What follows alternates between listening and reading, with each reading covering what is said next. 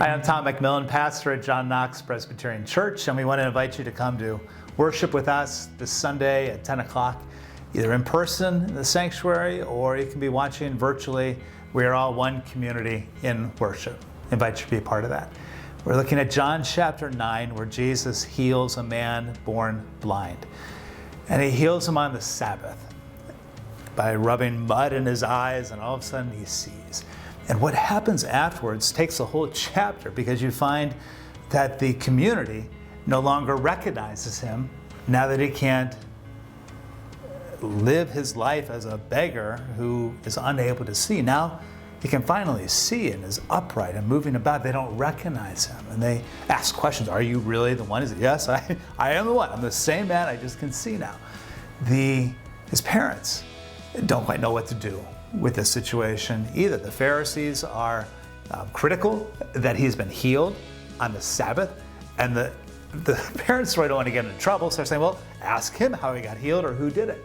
So they step away from him, and the Pharisees themselves are now on the attack of him for this healing experience. And they're asking questions, and then he has the courage to ask questions of them. He says, you're asking a lot of questions about the one who healed me. His name is Jesus. Maybe you want to be healed as well. And they don't take kindly to that. So I'm intrigued with this dynamic of one who has experienced healing and how the community, the family, the religious leaders don't quite know what to do with one who has stepped out of a certain experience of life and is now living into a very new way of being and seeing. And I wonder, sometimes we do get trapped kind of in family systems and family trauma.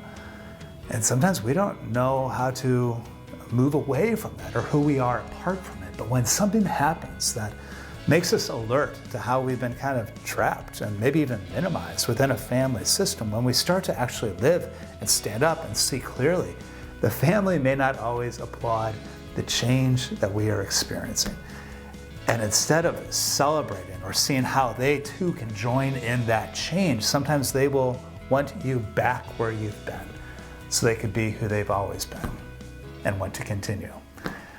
So it takes courage to actually see and to live into the people God has created us to be. So remember, you're not alone. God cares for you, and so do we, and we'll see you on Sunday.